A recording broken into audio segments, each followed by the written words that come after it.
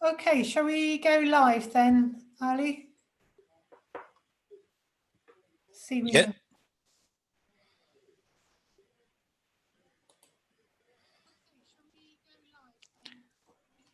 Yes, please go ahead. Thank you. Hello, everybody. My name is Alison Cox. I am speaking to you as the president of the Smoke Free Partnership. I'm also the Director for Cancer Prevention at Cancer Research UK. And I'd like to thank you all for joining us today for this World No Tobacco Day Tobacco Exposed webinar on the theme of protecting youth from tobacco industry marketing. I'd like to thank our host for this event, the World Health Organization European Regional Office, the European Cancer League, the European Cancer Patients Coalition, the European Network for Smoking and Tobacco Prevention, the European Public Health Association, the European Respiratory Society, and the Smoke Free Partnership. So as you can see, a group of European organisations have come today together to present this webinar, which we hope you'll find interesting. I'm just briefly going to talk through the agenda with you. Next slide. We're going to start off with some opening interventions. Then we are going to have a panel discussion from youth organisations across Europe about tobacco marketing. After the panel discussion, we're going to move straight on to the awards ceremony, where the WHO Euro will be awarding this year's World No Tobacco Day Awards. And then at the end, we're hoping to have enough time to come back for some questions and answers to the panel based on the events this afternoon. We've collected some questions already on Slido, but if you'd like to pose questions to the panels, please do use the comments box on YouTube. So we're looking forward to a really interesting conversation today. I'll ask all the panelists to keep their cameras switched off, except during the sessions where they're speaking. So I'm going to move to the opening session, and I'm very pleased to welcome Christina Mauer-Stender, who's the Programme Manager for Tobacco Control at WHO Euro, who are the hosts and organisers of the World No Tobacco Day, and who are very pleased they are giving out the awards today. Christina. Thank you very much, Alison, and good afternoon, dear colleagues and friends. Allow me to give a couple of words as an introduction to this celebration of World No Tobacco Day, which has become a bit of a tradition to do it in Brussels. However, we're gathering virtually this time, so it makes it a historical, even more historical moment, I believe. But anyhow, it is a privilege for me to be virtually amongst colleagues and friends across the European region today.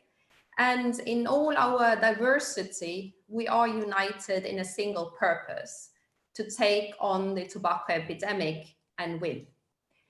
Tobacco use among youth is rapidly increasing in many countries globally, and with some countries seeing higher rates among youth than in adults.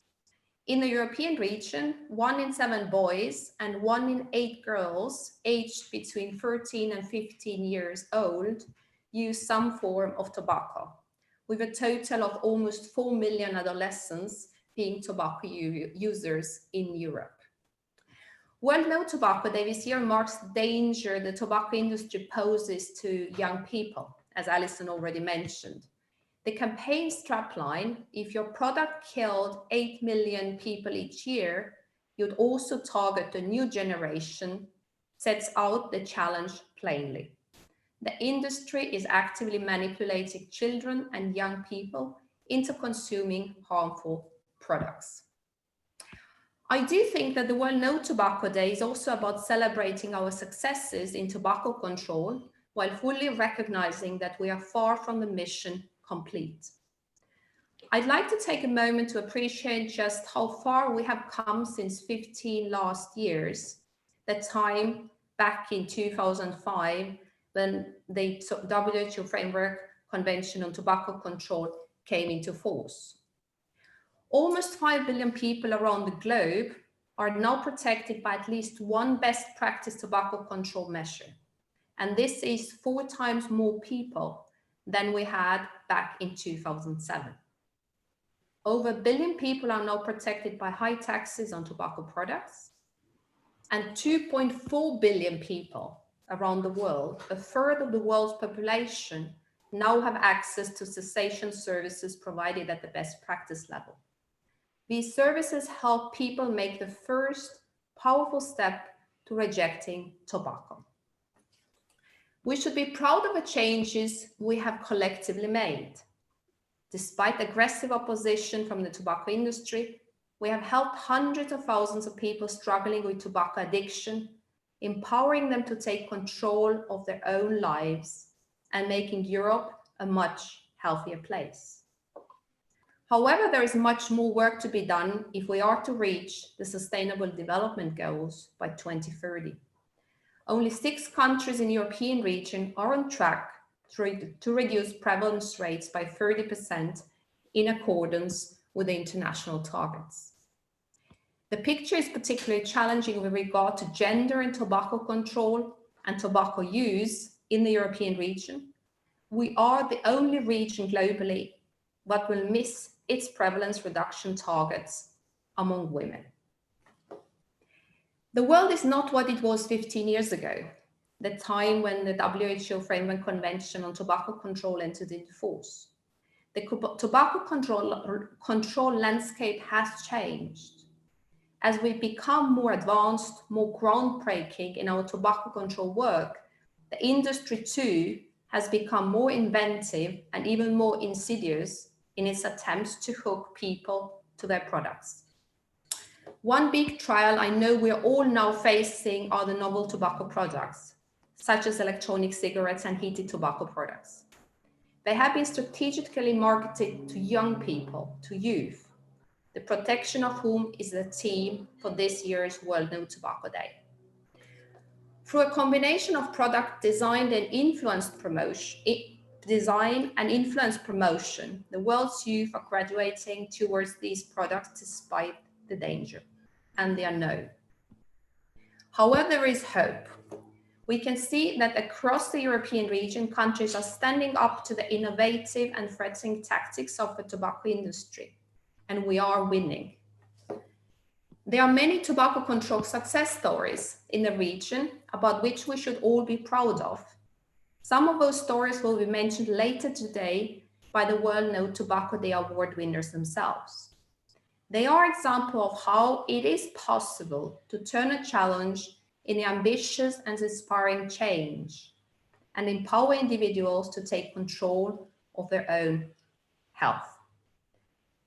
Thank you, and let us keep working together across Europe. And today, let us celebrate our joint victories and inspire each other. So thank you. Thank you very much, Christina, for laying out that sort of overview of where we've come from and where we are now and the challenges we face today. Our next keynote speaker is Andrew Black.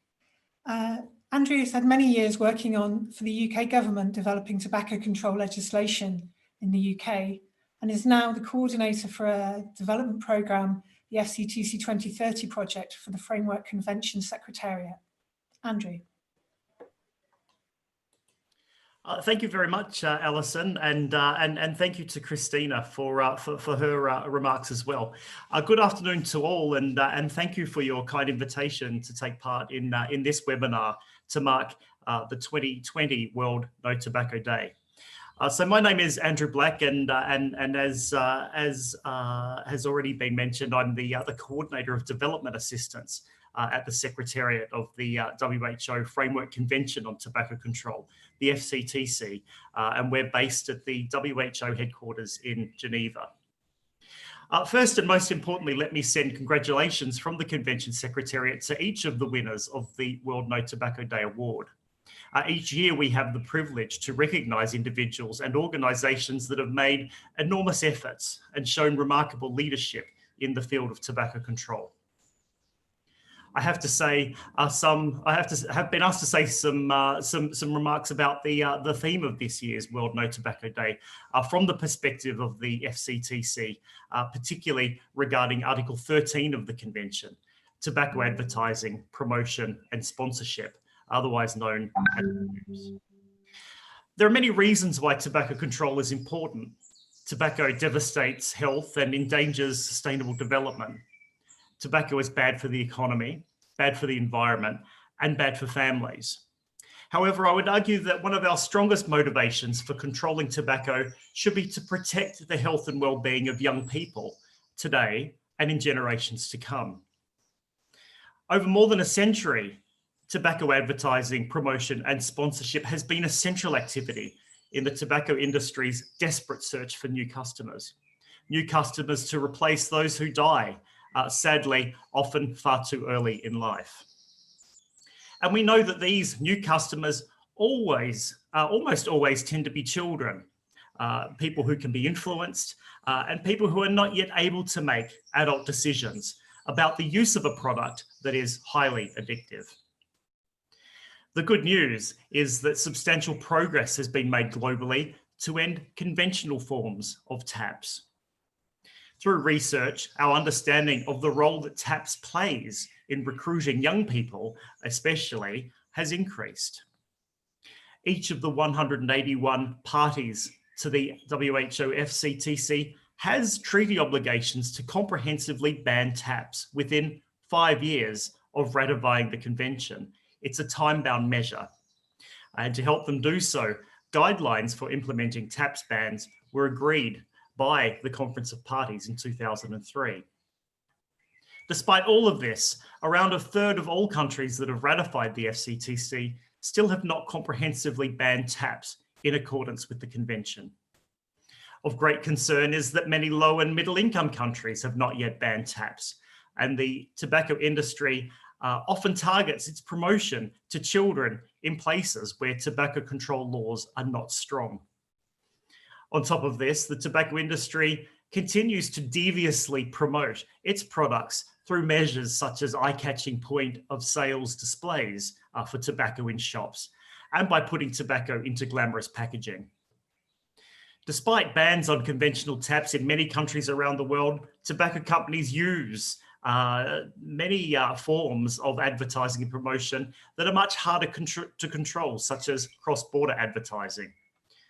The rise of the internet has brought new opportunities for tobacco companies to depict and promote their products in film, through social media, on computer games, and through clever and often subtle product placement. Through the tobacco industry's endeavours to advertise and promote its products, the industry claims that such advertisements and promotion is only for adults. But the evidence shows that taps effectively targets non-smoking youth. Longitudinal studies provide strong and consistent evidence that exposure to cigarette advertising influences non-smoking adolescents to initiate smoking and to move towards regular smoking. Cross-border advertising is becoming an increasing global concern. At the last FCTC Conference of the Parties, a special working group was created to develop specific guidelines to address cross-border taps and the depiction of tobacco in the entertainment media.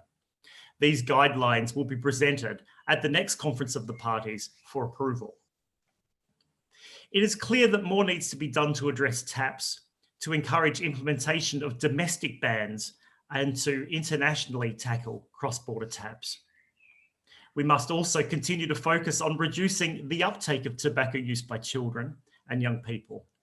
Much progress has been made in the WHO's European region, and today many countries even have plans for entirely tobacco-free generations. The WHO FCTC is the blueprint for ending the global tobacco epidemic, and we all have a role to play in its implementation. I wish to once again recognise the enormous contributions that the winners of this year's World No Tobacco Day Award have made in improving public health and promoting the health and well-being of children and young people. I also wish to thank the organisers of this webinar and to emphasise the key role that civil society plays in our fight against tobacco all over the world. Many thanks for the opportunity to join you today. Thank you.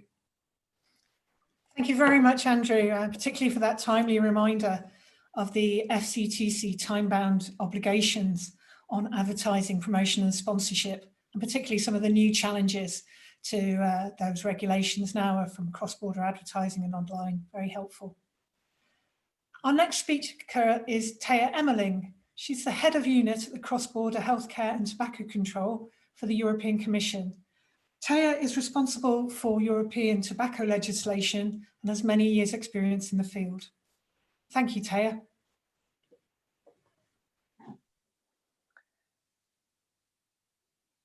Thank you, Christina and Andrew, for your remarks, and good afternoon, dear colleagues and friends. It is an honor for me to address you all on the occasion of this year's World No Tobacco Day. I particularly welcome the umbrella theme you chose for this year's event, protecting the young generations from the harms of tobacco and the tactics of the tobacco industry. We have every reason to be worried. Youth smoking rates are on the rise, having increased EU-wide from 25% in 2014 to 29% in 2017, and that despite ongoing tobacco control efforts. It is concerning to see how young people are drawn towards tobacco and related products such as e-cigarettes through the addition of flavors into these products and develop lasting addictions. Those may eventually lead to a wide range of chronic diseases, including cancer, and may even affect the outcome of infectious diseases such as COVID-19. New tobacco products such as heated tobacco and related products like e-cigarettes and e-shishas are a particular challenge. Their market share is growing, and some of these products are especially attractive to young people. Young people are exposed to aggressive marketing involving claims that these products are better and smoke-free alternatives to conventional products, often using cross-border entertainment, media, and social media platforms. The tactics of the tobacco industry are sophisticated, trying to use existing loopholes and legal gray areas, from using influencers to disseminate glamorous images of tobacco and e-cigarettes on social media, to launching attractive corporate promotion campaigns and sponsoring major sporting events like Formula One, to advertising at points of sale or offering free samples. Protecting young people from the hazardous effects of tobacco and related products is at the core of the EU tobacco control policies.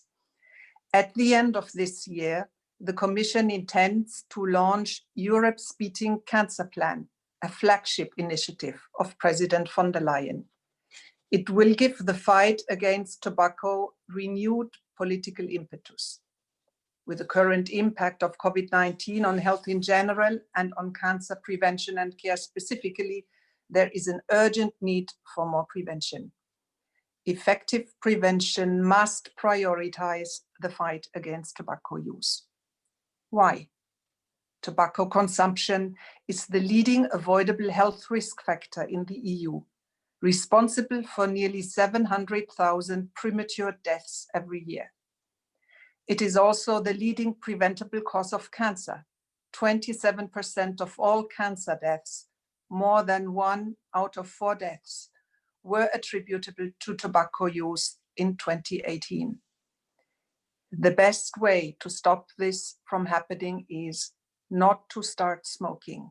Hence, the crucial importance of youth prevention actions in tobacco control work. We all know what needs to be done to protect the next generation from the dangers of tobacco use. At the global level, the WHO Framework Convention on Tobacco Control and its illicit trade protocol is more than a symbolic international treaty. It is a powerful tobacco control tool that all parties have an obligation to fully implement. The EU has been a strong supporter of the FCTC and its global implementation, but our efforts also start at home. Together with the member states, we are working to put in practice the EU Tobacco Products Directive and to monitor the continued application of the cross-border tobacco advertising ban. The 20th of May, some days ago, marked an important milestone in EU tobacco control work with a so-called mental ban taking effect across the EU for cigarettes and roll-your-own tobacco, thereby completing the ban on characterizing flavors. 20th of May also marked the first anniversary of another important tool we've launched, the European Tobacco Traceability System. This was a significant achievement in the EU's fight against illicit trade in tobacco products, enabling national authorities to track and trace the movements of tobacco packs across the supply chain. Tackling tobacco use in a successful manner does not only depend on legislative action, but also on solid enforcement at all levels and good cooperation between member states and with the civil society. This is especially the case when we work to enforce the EU's comprehensive cross-border ban on advertising, promotion and sponsorship of tobacco and e-cigarettes. We need your vigilance when industry creatively tries to circumvent these bans. We all know so well that success in tobacco control is hard-won. At all levels and in all sectors, we face strong interference from the tobacco industry. It is imperative that we protect our public health policies from undue influence.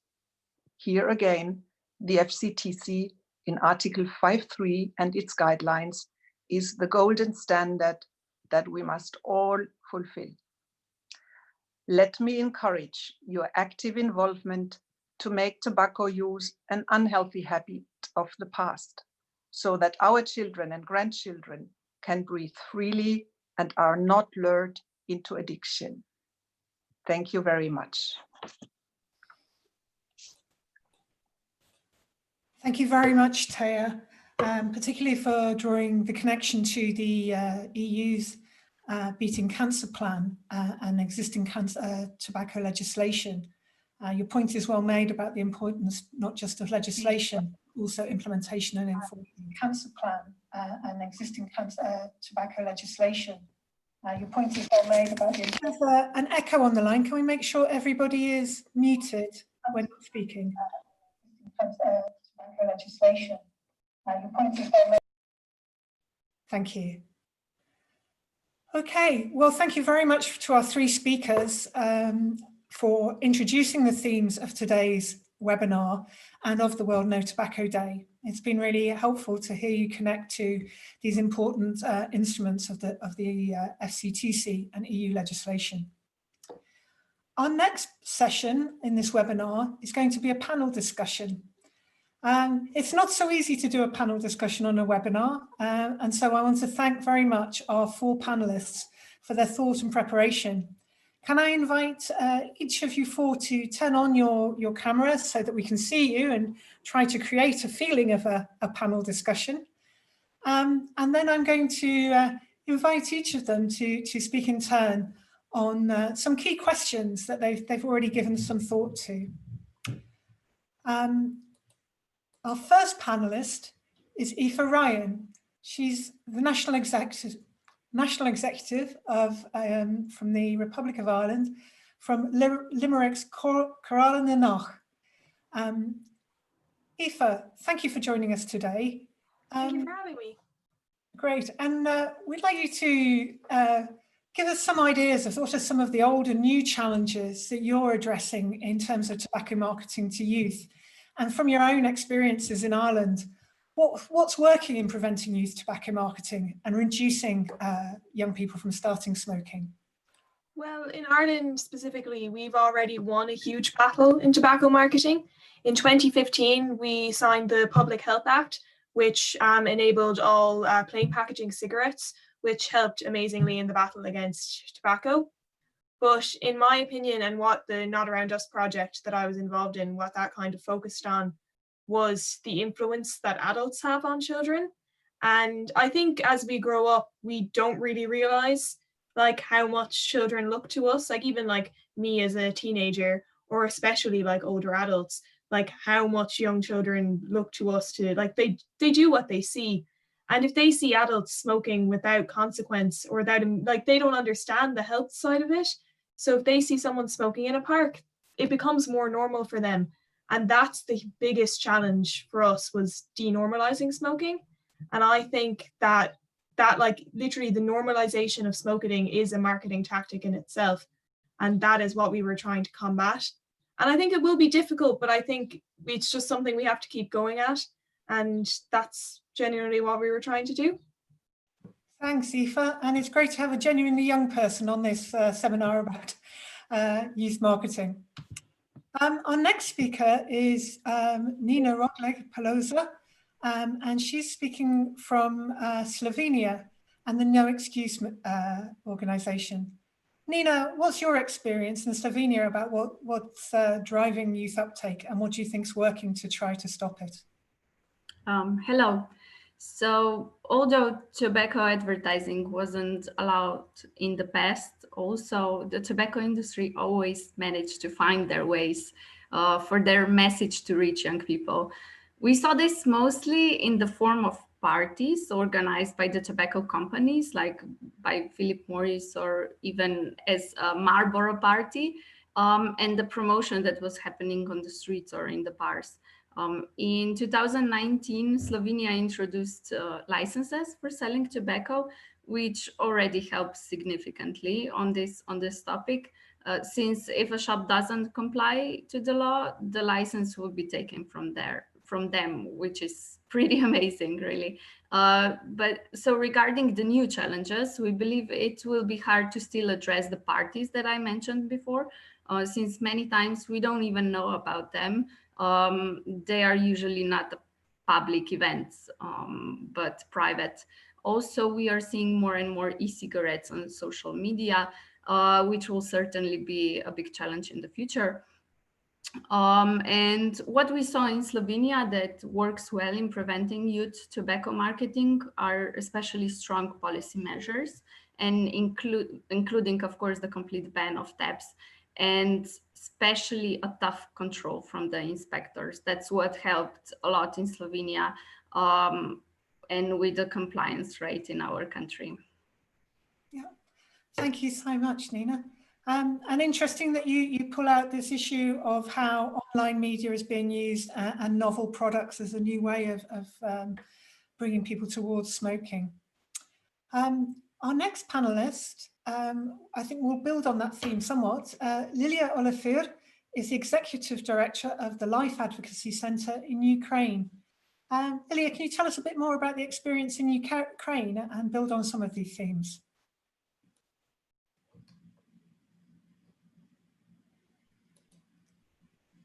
Lilia, I think you need to unmute. Yes, thank you. Hello, everyone. Ukraine has a ban on tobacco advertising, promotion and sponsorship, as many countries do. However, novel tobacco products in Ukraine, as in many countries, are used to normalize tobacco use and appeal to young people. And basically, tobacco industry is exploiting a loophole in the legislation that many countries have. What we see in Ukraine, that more young people and children use electronic cigarettes than conventional tobacco products. 18% of young people use electronic cigarettes, and 7% of young people already have tried heated tobacco products.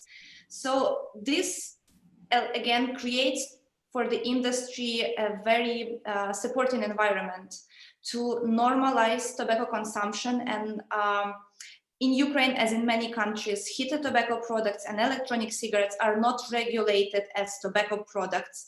So this allows the tobacco industry to exploit the image of young and successful people consuming tobacco products, and again, appeal to those young people who wouldn't otherwise try tobacco products. Despite our efforts to work with decision makers and promote policy change to legislate and to regulate novel tobacco products in the same way as the conventional tobacco products, the tobacco industry has managed to delay a revision of the Tobacco Control Act in Ukraine for the last 5 years. So despite their claims that they are not targeting young people, that they are not advertising tobacco products to young people, we see that they keep doing the same things that as they used to be. They are blocking policy change, they are misleading the public and young people. Tobacco industry as well exploits the fact that the long-term health effects of the novel tobacco products have not yet been established. And while the health community takes their time to evaluate the studies and research before making any particular claims, the industry is very quick with saying that those products are safer alternative and that they should be allowed to be smoked in public places, and that this is the difference between the industry, and this is another sign for us that the industry will never stop in their way to get the new consumers and to attract young people to smoking both novel tobacco products and conventional tobacco products. Also, we should not forget about, as I have mentioned before, about the importance of regulating novel tobacco products in the same way as conventional tobacco products. We are still in a process of passing a comprehensive draft law in Ukraine, and we believe that this will be a long way due to the industry interference and constant tactics to delay the adoption of stronger legislation. However, we have some good results and news from Ukraine because the parliament has adopted a new bill on taxing heated tobacco products at the same level as the conventional cigarettes. Some might say that this is not a right way to go, but when we look at young people who have wide access to electronic cigarettes and other novel tobacco products, we understand that they cannot be more affordable. Therefore, we congratulate the Ukrainian government for making this very important decision on increasing the taxes on heated tobacco products and taxing liquids for electronic cigarettes. And hopefully, very soon, the government, not just of Ukraine, but other countries will move forward with adopting a comprehensive legislation that would regulate both novel products and conventional products in the same way. That's great. Thanks, Lilia. Certainly a lot in there, and really interesting to hear this theme again about tobacco industry interfering with legislation, trying to delay it and get in the way of good, strong tobacco control legislation. I'm going to move on to Rana, who's speaking to us for the European Medical Students Association. You're going to give us a bit of a broader European view, Rana, and don't forget to unmute. Yes, thank you, Alison, and thank you for Nina, Eva, and Lilia for their valid points. I would like to say, first of all, that's striking me that the challenges that we have nowadays seem to be the same things that we were facing decades ago. When we saw that cigarettes were bad for human health, we saw this and we tried to tackle this. We're still trying to tackle it. And at the same time, we allow these new novel products entering the market and getting to our young people. So what I think is that we need action now to ensure that we don't have a next pandemic of novel tobacco products usage. And the point brought up by Lilia as well about novel tobacco products not being regulated with equal measures is a very good one. And I think that gives the society and especially the industry the freedom to use arguments such as harm reduction, or there is no proof of harm, so it should be okay. Well, these are not the best arguments to use, I believe. And it's also mentioned that social media is the place where most of this happens, where the industry is targeting young people. Because while all the generations saw tobacco marketing via billboards and let's say analog channels such as television and radio, young people are seeing it every morning on their Instagram all day long. And I think that's something that policymakers should really keep in mind. Although it's a difficult one because it's sneaky and it's indirect and it's on social media, which is hard to regulate. But I think this is something that we really should focus on to protect our youth. And what I would also like to stress is plain packaging. In the European region, we currently have 5 countries which have implemented plain packaging. And plain packaging is the concept of like picking the ugliest color in the world, putting it on a package and expecting young people to not be attracted. And it works. So what I'm wondering is why are there not more European countries implementing this to again protect young people from initiating smoking and continuing smoking? Thank you, Alison.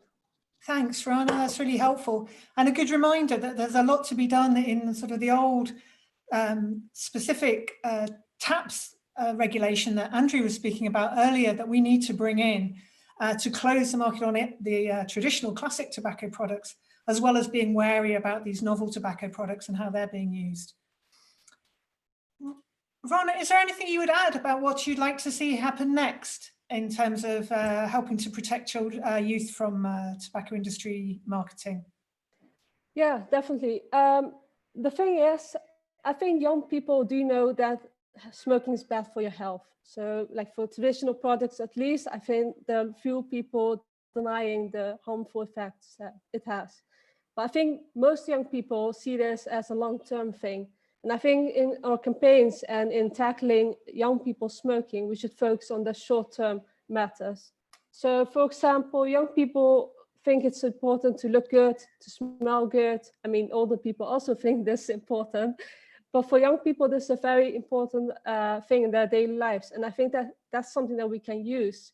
So for example, there's a Dutch study, it's quite recent, and showed that most young people prefer a sexual or romantic relationship with someone who's not smoking. So I think that's very important, or like a nice point. Another argument to use more often in campaigns is the detrimental impact of tobacco use on the environment. It has been mentioned in the beginning in the keynote speech, but I think this is something that we have to use more, because nowadays we have a generation of young people who see that climate change, or let's say that we have to tackle climate change, and there's this need of protecting the planet. And if we use the argument of tobacco use and tobacco forestation, etc., that it impacts the climate, I think that's something that would get to young people as well. And just one last point is about the denormalization. That's something that was mentioned by Eva as well. I think that's a very, very important point in all of this.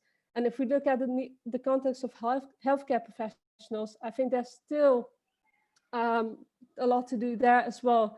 And the denormalization has to be used or tackled in this group of people as well. So okay. Thank you so much, Rana. I think that gives some really interesting ideas, particularly about associating tobacco control with the environmental impacts and other issues that youth care about, and bringing in that point about denormalization. Aoife, would you like to give us some final thoughts about what you'd like to see happen next in terms of protecting youth from industry marketing? I think a lot of the focus on what we want to do, like whenever they talk to us, it's always about we need to educate you on the dangers of smoking. But we are all actually very educated on the dangers of smoking. It is an integral part of our education system. It's like something we learn in our first year of secondary school in science. Like we get to see the tar in the lungs, like we see it all.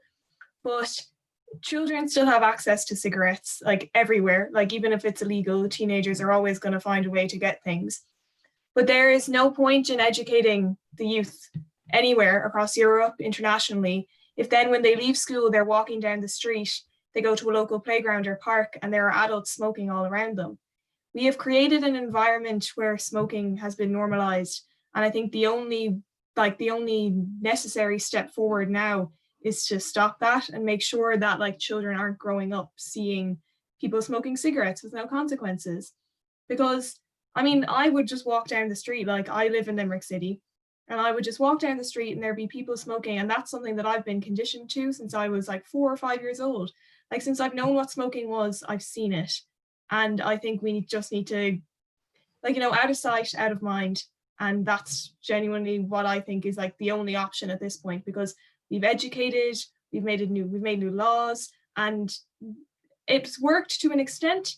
But if we are to get a smoke-free generation, I think we need to take the extra step and change the environment overall. And that's what I'd like to see done in the future. Thanks, Aoife. I think that's a really powerful point, that we need to, if we want to make sure young people don't start, we need to help adults to quit too. Yeah. Thanks very much. We're running tight on time, so I'm just going to ask our last two panelists to just speak very quickly to what they'd like to see happen next. Nina, what would you like to see happen from a Slovenian point of view, or more broadly? What do you think would help? Well, as we already mentioned, basically every young people knows how bad smoking is. So we would like to propose raising more awareness about the manipulative strategies of the tobacco industry among young people, because they really should know what is happening, and we should use their rebellious side to rebel against something that's really bad. Also, from our point of view, since we do have a good law in place, we still should find a more flexible way of adding new advertising strategies of the tobacco industry under our ban of taps, since they always find new ways how to find some holes in the law, to address our young people. So we should really find good ways to completely prohibit this of happening. Thank you. That's great. Thank you so much. So finally, Lilia, just a very quick couple of ideas from you about what you'd like to see happen next in terms of constricting the tobacco industry's ability to influence youth. Yes, the last remark to build on what Nina said, that the industry will always find a new way to target the young people with the novel products or finding a loophole in the current legislation. So we need to think strategically, how do we prevent the industry from launching new products that will appeal to young people? How do we respond to this on the global level? So this is because this is a threat, and the industry will keep innovating. They will keep misleading young people and the public health community. Thank you.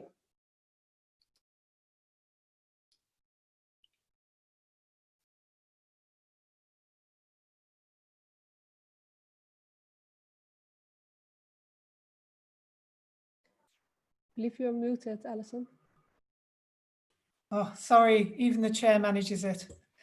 I was just saying thank you so much to the four of you for the thought you've put in and for bringing such interesting perspectives. I think you've been very clear about the need to not to talk about health harms so much, but as to build awareness about tobacco industry manipulation and building awareness about how they try every kind of tactic to get around the legislation that is brought in. And that there is both existing measures that have been spoken about for many years in terms of the TAPS legislation, as well as new challenges coming up. I hope anybody who's been listening to this on YouTube and watching, if you have questions for the panelists, please do put them into the comments box. We're hoping to have a little bit of time after the awards ceremony. Now, following this panel discussion, I'm now going to hand over to Christina Maustender from the World Health Organization European Regional Office. She's going to present the awards. So over to you, Christina. Thank you very much, Alison, and thank you to the panelists. I think very refreshing and to hear the simple and very clear appeals to what should be done next to make sure that us, the adults, stop smoking, but also that the young people would not be inspired to even start. So as Alison, you said, I think it's a moment of celebration because every year World Health Organization is giving out the World No Tobacco Day Awards. And those are carefully discussed and selected individuals and organizations in recognition of their accomplishments in tobacco control and in the implementation of the WHO Framework Convention on Tobacco Control. And the awards recognize this international achievements, what they have done in the fight against the global tobacco epidemic, and in the promotion of tobacco control policies. And they awarded also for the long-term commitment and leadership and the outstanding contributions in respective areas they are working in relation to tobacco control. And this year, as every year, we do have 6 awardees per region globally. And this means also the 6 awardees in the WHO European region. I have to admit that this year we got many submissions we had to choose from, which is always a privilege. And also to see that there are many good individuals and organizations out there in Europe continuing to fight the tobacco epidemic. And Alison, with your permission, I would like to introduce the first awardee who is with us today despite of very busy times related to COVID-19 in Armenia, namely Dr. Arsen Torosyan, the Minister of Health of Armenia. And I'm privileged to say those words here because I have had the privilege to work with him at a couple of occasions for that same law, which he had been leading in Armenia from the beginning until the end, until its adoption by the parliament and a sign off by the president of Armenia. And it's a new tobacco control law, which we haven't really seen happening in Armenia for a number of years, despite of different attempts, because the tobacco industry lobby has always been too heavy and too hard at all levels. But Minister Torosyan, you and your team succeeded to do it from the beginning until the end.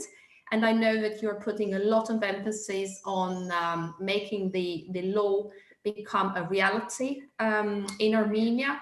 So, and this award is celebrating the new law, a new tobacco law in Armenia. And it is a demonstration of your persistence and political courage to push tobacco control and put this first. And also the last thing I would like to say that this new law is really a major step forward in a country where there are too many, particularly adult men, smoking and using tobacco. So it was about time. So Minister Torosyan, over to you. Thank you, Christina. Dear Chairperson, distinguished awardees, dear colleagues. It is a great honor to be awarded this World No Tobacco Day Award 2020, and I have a pleasure to congratulate all my colleagues and other awardees. Preventing and controlling NCDs and promoting healthy lifestyles are top priorities in the health agenda of the government of Armenia. During these years, great efforts have been made to strengthen the tobacco control, to implement the FCTC requirements and raise public awareness. Although in these difficult times, when the world is facing the challenging reality and the novel coronavirus pandemic has changed our agenda and our lives, we must still continue all our ongoing projects aimed at strengthening the healthcare system and public health protection. Beating NCDs are also at the core of COVID-19 response. Epidemic hits the most vulnerable with NCDs. Therefore, we should continue focusing on prevention, early detection, and management of NCDs to prevent the onset of diseases, neither than struggling to save their lives during any epidemic.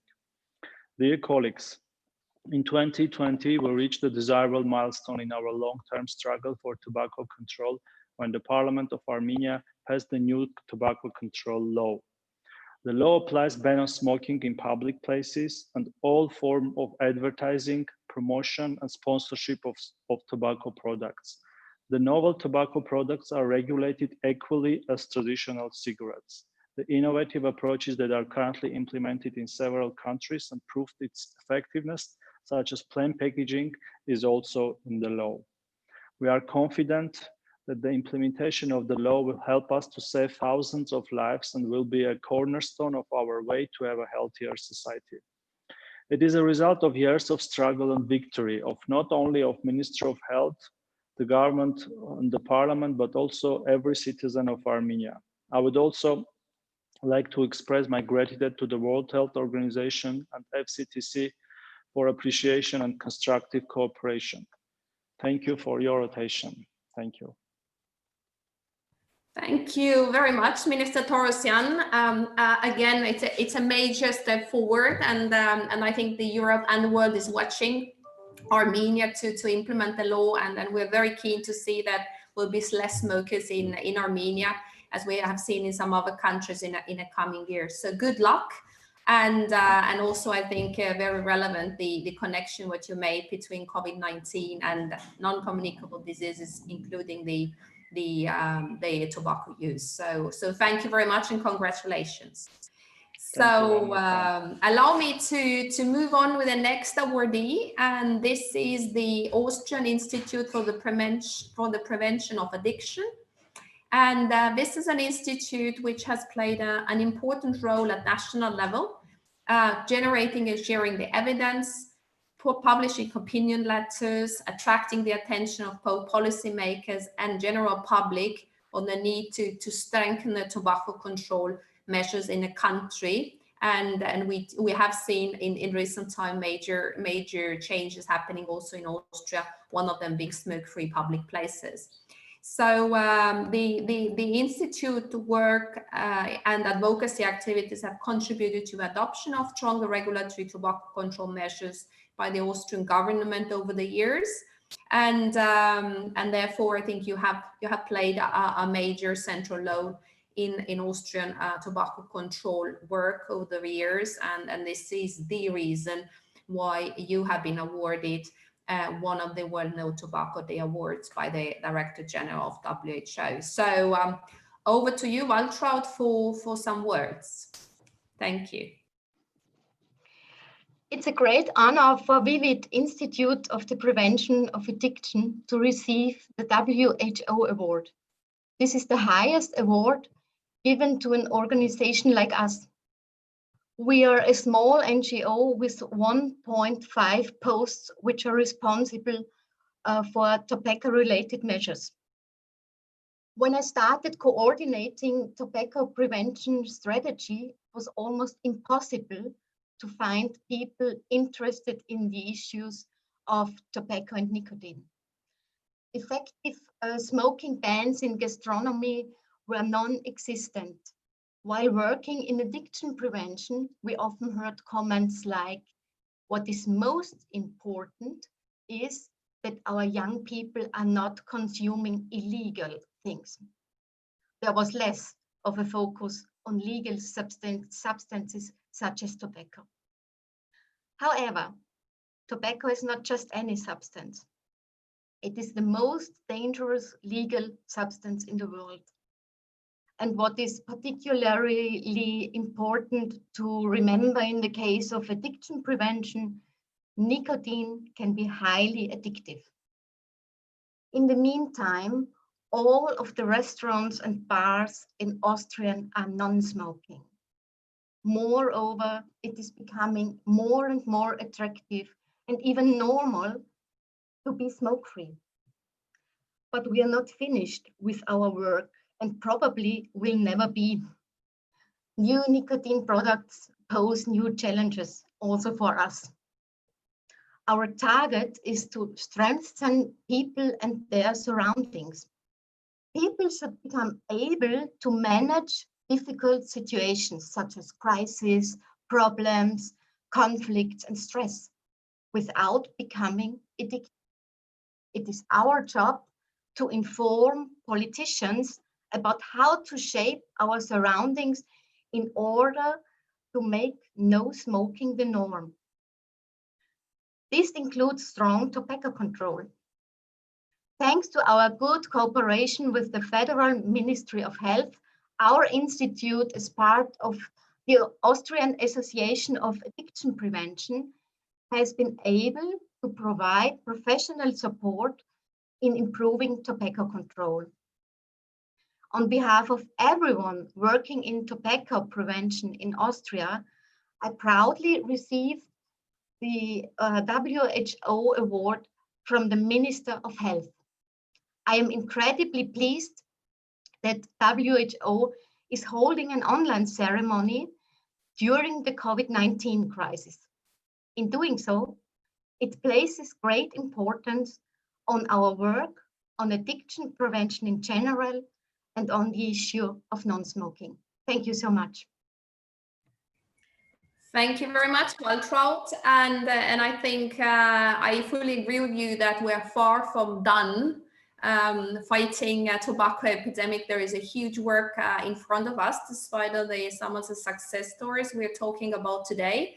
And also the other message I'm taking from your speech is that size doesn't matter. I mean, we really need all the partners on the ground with their valuable contributions to move on in a right direction. So thank you for doing that. And I would like to move on to the next awardee. And next awardee is coming from Ireland. And we already have heard their representative in the roundtable. And this is the Limerick Comha, which is a county-wide youth council. And apologies for the bad pronunciation, but I promise to be better next time. But this youth council has made an outstanding contribution to advancement of the WHO-FCTC implementation in Ireland through promoting the tobacco-free society and encouraging the smoking cessation. This is exactly what we heard before. We don't want to see adults smoking in our faces, and what is the inspiration they give to us as children or young people. And Limerick Comha, they are the youth voice at the Towards a Tobacco-Free Limerick table, informing the key messages and process for a new initiative, which is called Not Around Us, which was launched back in 2019, the last year, in a partnership with a range of stakeholders in the council and Limerick City. So I think it's an initiative and a partnership which has also been replicated in other counties in Ireland. So, and this is exactly what we want to see, that the great initiative at one local level is growing into other counties and other regions, and possibly also to a national level. So congratulations, and the floor is over to you, Limerick Comha. So hi again, my name is Aoife Ryan, and it is an immense honour to accept this World No Tobacco Day Award on behalf of Limerick, Corlin and Ogue. Limerick is a riverside city in the southwest of Ireland, and I'm a member of Corlin and Ogue there, which is a local youth council. There is a Corla in every local authority in Ireland, and it was through Corla that I got involved in the Not Around Us campaign, a campaign that aims to create a smoke-free Limerick. First of all, I have many people I need to thank. First and foremost, the World Health Organization for acknowledging our campaign and giving us such an amazing award. For a local campaign, this is incredible, and I think it will really help us spread nationally and maybe even internationally, who knows. I would also like to thank the Limerick Youth Service, the Irish Department of Health, the HSE, Limerick City and County Council, and Healthy Limerick for their continuous and generous support throughout the campaign. Corlin and Ogue is always extremely grateful to the organisations that value the opinions of young people and make our ideas into actions. I would also like to thank my fellow Corlin and Ogue members for the work done on this campaign. Not Around Us is a project centred around young people, created by young people, and that's why I think it works. I believe that's why it succeeded. The project gave a voice to the generation that doesn't get a lot of say in how our world is run. The project educates and warns us of the dangers of smoking, but it also changes the environment. The campaign discouraged people from smoking in areas where young people are likely to be present, whether this be playgrounds, parks, or areas surrounding schools. We want to change how children view smoking from a young age. A word we used a lot during our first brainstorm was denormalize. We want to make sure that young children never ever see smoking as something that is normal. We want to make Limerick and Ireland a safe, clean place to live, and it was an honour to be involved in such an innovative project that will help save the lives of many from the effects of smoking and secondhand smoking and passive smoking. Once again, I would like to say that we are extremely grateful to the World Health Organization for this incredible award. The recognition means so much to everyone involved in this project, and I hope that we can continue to grow this campaign, and hopefully smoking will one day not be a part of our future, but will be something that will be lost in history. And for a quick word of Irish, Gurv Mila Mahagat, that means thanks a million. Thank you very much for those encouraging and energetic words, I think, and going after your dream. I think this is what we all need to do, even being adults, and I think somehow dreaming a bit less than children and young people do. But I really do truly believe that from local to national to international, I think this is the way you're going. So great work done in Ireland, and thank you very much, and congratulations again. So we move on our road the World No Tobacco Day Awards, and I would like to move to, okay, this is a bit exciting. We're moving from I wanted to move to Republic of Moldova, but we're moving back to United Kingdom, Great Britain and Northern Ireland, and the Cancer Research UK, which is one of the awardees in the European region in 2020. And a few words about the UK Cancer Research, which has played a leading role in advocating for the comprehensive tobacco control across the United Kingdom and remains a leading advocate for innovative new tobacco control measures in the UK, but also beyond. And UK Cancer Research have been instrumental in building research capacity and evidence to support strong tobacco control policy. And you also are playing an important role in funding the research in order to get new evidence, in order to put the evidence into the policy making and making the FCTC a reality. In addition to your national work, which is also clearly going beyond the borders of UK, you are working a lot in the low and middle income countries. And one thing which comes to my mind is certainly tobacco taxation, where UK, you have a huge experience and huge success, and you want to export your knowledge and the evidence also to the others. So over to you for some words, and congratulations. Thank you very much. It's Michelle Mitchell. I hope you can hear me okay. I've had a little bit of trouble dialing in. Firstly, I wanted to thank the World Health Organization and those who nominated Cancer Research UK for this prestigious World Health Organization No Tobacco Day Award. I'm proud, extremely proud to receive this honour on behalf of CR UK, recognising our organisation's efforts in advocating for comprehensive tobacco control policies and contributing to tobacco research in the UK, across Europe and globally. Cancer Research UK's purpose is to beat cancer sooner, and with tobacco use remaining the leading cause of cancer globally, we also want to bring forward the day when no one smokes. In honour of the World No Tobacco Day theme this year, I'd like to reflect on some of Cancer Research UK's recent achievements and priorities that aim to protect particularly young people from tobacco industry manipulation. In the UK, Cancer Research UK advocated for the introduction of standardised or plain packaging, which reduces the appeal of tobacco products to young people and increases the prominence of graphic health warnings. In May 2016, the UK became the first country in Europe to introduce plain packaging, and research we funded on the impact of this measure on cigarette sales will be published shortly. Despite smoking rates declining across the UK, the tobacco industry remains hugely profitable.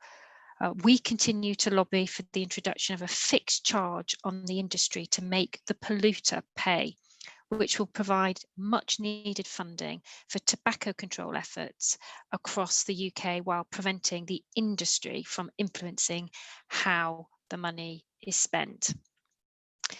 In the European Union, we've also had an important role. We work with partners, including the Smoke-Free Partnership Coalition, to advocate for evidence-based tobacco control policies and regulations to support people to stop using tobacco products and prevent people from starting across the EU.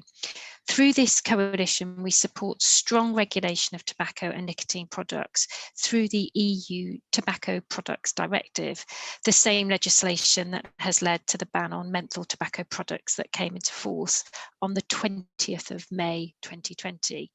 This aims to reduce the number of people, of new people starting to smoke deadly tobacco products. We also have a role internationally. The tobacco industry continues to manipulate the market and hook new users through reducing the price of their products, increasing excise taxes on tobacco, which leads to higher tobacco prices in the most successful and cost-effective policy tool that exists to reduce tobacco use.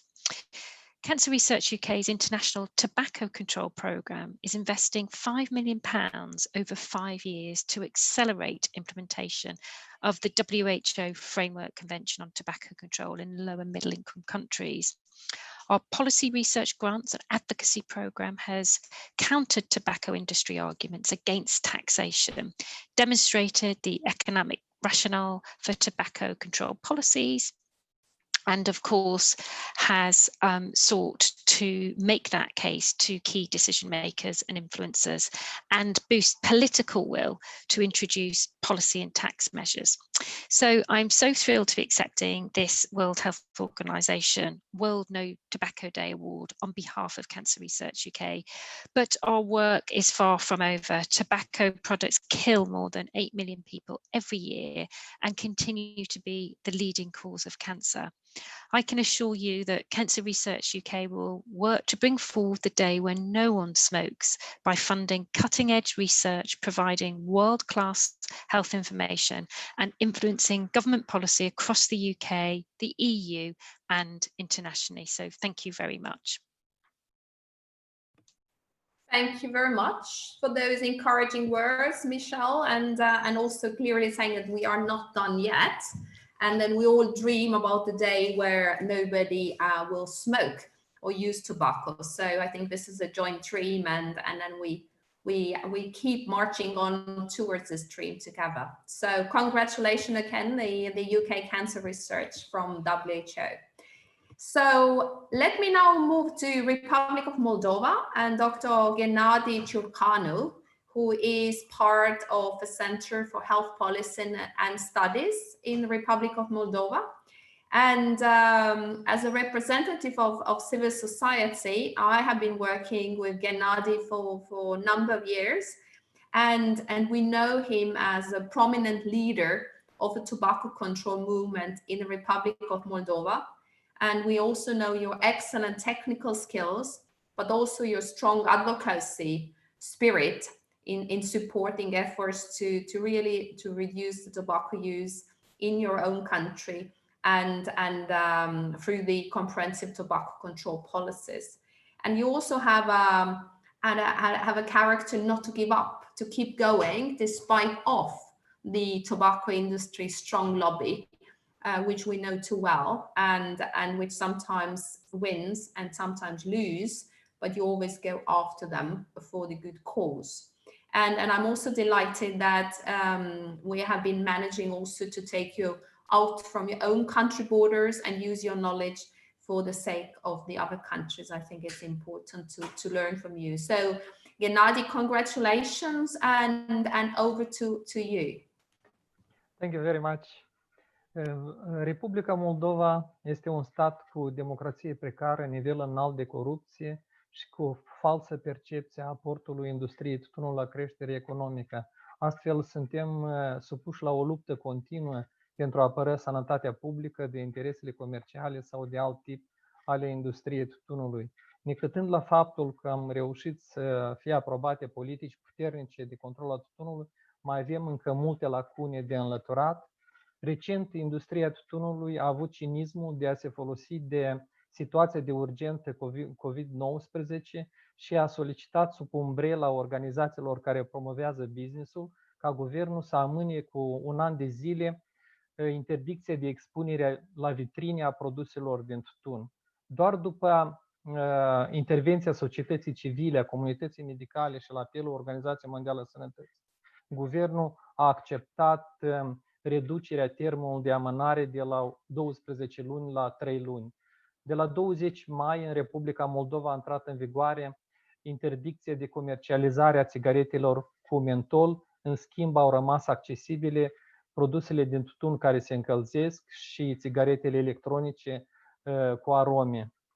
Trebuie să oprim această tactică a industriei tutunului de a ținti tinerii cu noi produse de tutun aromatizate. Am venit cu aceste exemple din Republica Moldova pentru a demonstra relevanța Zilei Mondiale fără tutun din acest an, eveniment care îndeamnă la adoptarea unor măsuri mai combative împotriva tacticilor industriei tutunului de a atrage noi generații de consumatori.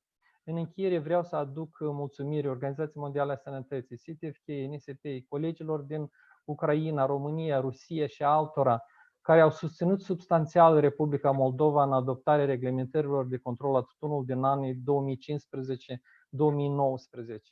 Înaltă apreciere a Organizației Mondiale a Sănătății nu este doar pentru mine, ci pentru o întreagă echipă multidisciplinară alcătuită din mai mulți reprezentanți ai societății civile, instituțiilor de stat, Ministerul Sănătății, membri ai guvernului, deputați în Parlament, specialiști din domeniul medical, mediu academic, mass media și mulți alții care au muncit pe parcursul mai multor ani de zile, ghidați de idei nobile de control al tutunului. Această apreciere ne motivează să ne implicăm și mai perseverent în efortul de control al tutunului. Thank you very much. Thank you very much, Gennady. We hear your speech in your own language. I think is quite refreshing, and I think one of the key words I'm taking from your speech is the partnership, the international partnership, but also the national partnership, where I think the Republic of Moldova has been an excellent example, where the different important groups of society do work together with this for the same noble goal, as you say it, and sometimes succeeds and sometimes not, but then they succeed the next time around. So I think the key word here is a partnership, and then you are one of those examples of pulling people together and bringing people together for the same aim. So thank you very much, Gennady, and truly congratulations from WHO side and all partners here gathered today. Thank you. So, and then last but certainly not least, allow us to move from Republic of Moldova to Finland and to the Ministry of Social Affairs and Health. And as we know, Finland is one of the regional and global leaders in tobacco control, and the Ministry of Social Affairs and Health has been one of the central players in the tobacco control work in Finland and in their success. And under the leadership of the Ministry of Social Affairs and Health, the aim of the Tobacco Act of Finland was changed in 2010 from reducing tobacco use, which we do see in most of the countries, to actually ending tobacco use in Finland. And back in 2010, the deadline was 2040. But now, as things move on, the Law and Tobacco Act in Finland has been amended to put the deadline 10 years earlier, meaning 2030, where Finland is aiming to end tobacco use. So it's a little less than in 10 years time. And also what Finland has done recently and is bringing their expertise to the global table is in order to reduce the appeal of e-cigarettes, especially among young people. Finland is strictly regulating the e-cigarettes, and they introduced a ban on use of flavors in e-cigarettes, being therefore one of the very few countries globally who have introduced such policy measure, again targeting particularly young people in the region, but also globally. And we do have a video message from the Minister of Family Affairs and Social Affairs, Krista Kiuru, and I think we're ready to play that.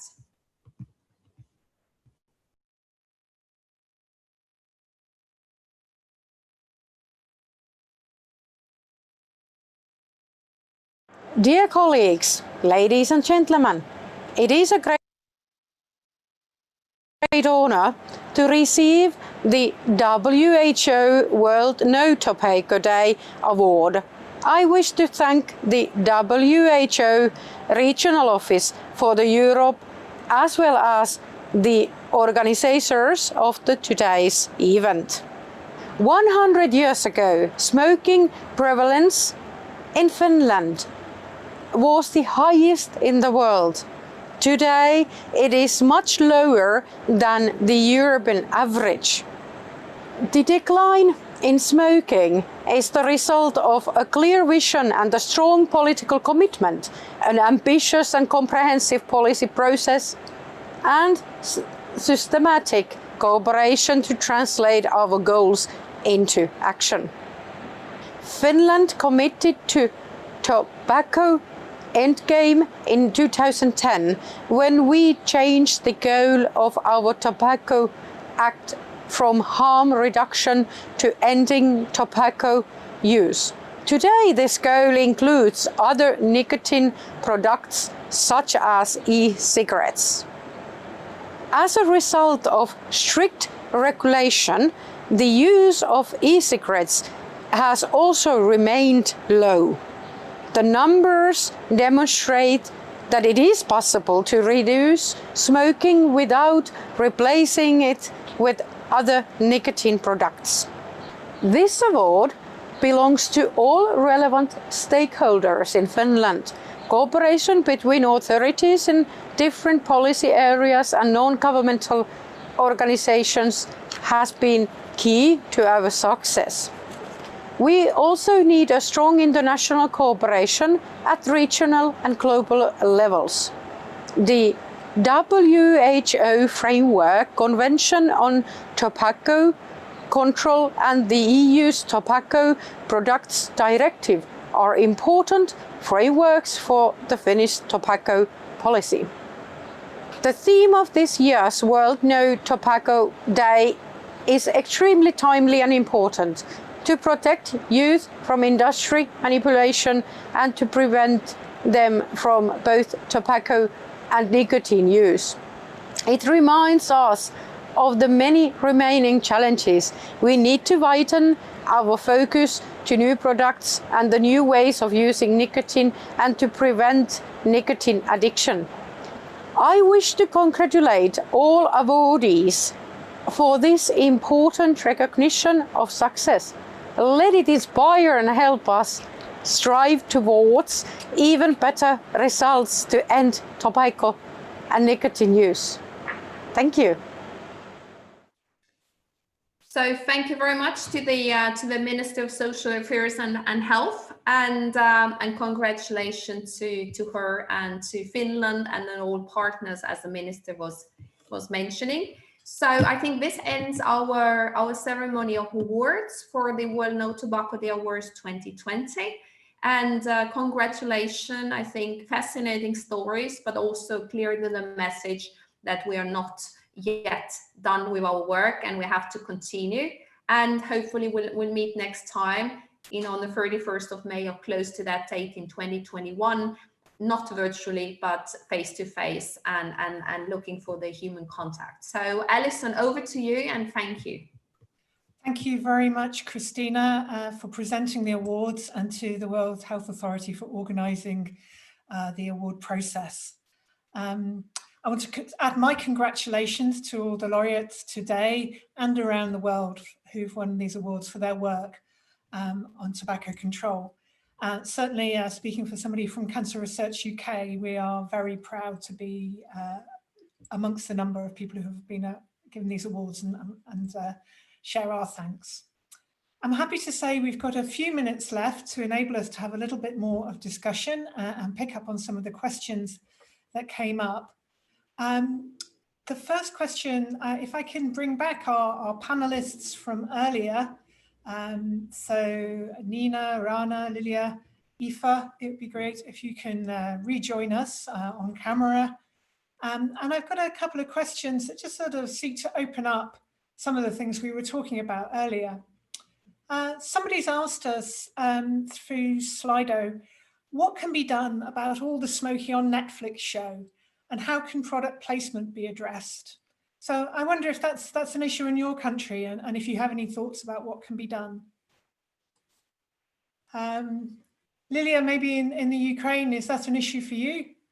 Well, yeah, it's definitely an issue, and it's used by not just Netflix, but other streaming companies. And well, the first solution is a policy change, obviously, and the proper enforcement. But as it's the same thing with social media. It's not just about regulating it in one country, because the Facebook and Google is the global company. So same should go for regulating product placement in streaming services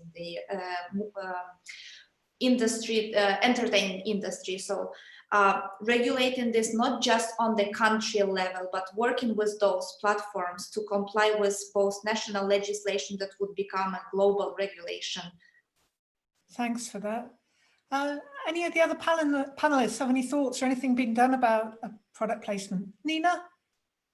Yes, a quick comment. I completely agree with Liliana. I would also like to add that sometimes we can use social media in our advantage. For example, influencers. There have been some campaigns using the power or the influence of the influencers. So in that way, we can also put some pressures on those companies to tell them we don't want to see that. This is something that we don't like, and that advertisement of the products is noticed, and it is not something we appreciate. Thank you. Certainly, I know in the UK, Cancer Research UK ran a campaign a few years ago called Smoke This, using social influencers. It would be great to exchange ideas and experience with other organisations and see if we could sort of build some creative responses. I think that's a really good thought. Any other thoughts on that issue about use in the media and use of online influencers? I have a radical idea. I'm not sure if this is going to be effective, so just check. But we don't see much of the negative health effects in media, right? So why don't we have, I don't know, some like popular show with an episode on how smoking is bad for you? I mean, I missed this in all of the hours I watched Netflix or other streaming platforms. So, yeah, thanks for that. I'm just going to move on to another question and ask Thea Emmerling from the European Commission to join us back again, because we had one question and it's come up a couple of times about the menthol ban. Listening today, it's reminded me of the old line about tobacco industry tactics, that they use denial, deceit and delay, but they also now diversify, don't they? So it's just interesting, we've just introduced, somewhat delayed from all the other measures from the TPD, the menthol ban, but already the industry seems to be trying to find ways to get around it, including, I think, some new types of tobacco that somehow bred to the taste of menthol. Thea, do you have any thoughts about what can be done? Don't forget to unmute. Well, the menthol ban has just entered into effect, and you are right, it is 4 years later. Then, so there was a transition period of 4 years so that they can sell the stocks. Now we need to monitor what happens after 20th of May, and member states are the ones who are closest to their market and that need to monitor, and they can bring up any issues that they are discovering. So they can really do market surveillance. That's what I would recommend to enforce that ban. They can also look at the ingredients database that we have and look whether these products are still in that database and whether they should be taken out and what they do to take it out. So the action is here very much on the member states. What we have seen in the last weeks was that, for example, in some countries, they had last-minute promotion of menthol cigarettes that were still on sale, so just get rid of them. But it's definitely a point that we need to watch closely, and that member states need to watch closely and use all the tools that they have at their disposal to make it work. Thanks, Thea. Okay, so going back to our panel, we also had a question about what's called Article 14 in the Framework Convention, which is all about health education and education about awareness campaigns and so on, and health marketing to promote quitting. In your experience, what messages, what approaches really work well with young people in both talking about not starting smoking in the first place or maybe quitting once they've started? Any thoughts on what works well? Can I think this may sound slightly bad, but the graphic images, like they, you know, they try to be like nice about it and say, well, this is what happens when you smoke, and they told us, but like showing us really does like hit different, if you know what I mean. It kind of like, it really resonates with you when you actually see what's happening. So we would do science experiments in school about, like, we'd get a cotton ball and we have a machine that would kind of turn the cotton ball, like would represent a lung, and it would show you what would happen to your lungs if you smoked. And it really does like resonate with me. Like whenever I see, like, that is an image that will always stay with me, like, and like the images of like the black lungs that are in our science books. And I think those approaches, while they are sometimes, some people think maybe like too much, or, but like, if you want to stop children from smoking, you need to like be honest with them about what will happen to them if they smoke, because children won't react to you if you're not honest with them. They don't want people to sugarcoat things for them. And I think we just, if you're taking it, if your only option is an educational approach, it has to be the right education. It has to be honest. Yeah. And that's how I would always like to be approached anyway when people are educating me about things as a young person. So telling it straight what the facts are. Yeah. I think it also builds on that point about Netflix is actually showing the consequences. It's not just, you know, a thing that people do, but there's a consequence to it. Lilia, did I see you raising your hand? Yeah, I just want to add that we know that tobacco control is effective because it's a comprehensive approach. Therefore, when we talk about prevention, we must understand that taxation, smoke-free legislation, and ban on advertising, promotion, marketing, and helping smokers to quit, it all works together. And if we are behind on some of the measures, it will be harder for us to prevent youth from uptaking smoking, because we know that very often it's implicit. We are born, we see people smoking. We pass through kiosks in the countries where there is no display ban, and it becomes part of the normal life. Once you get a little bit older, and nowadays it's so simple to purchase online, even when you are underage.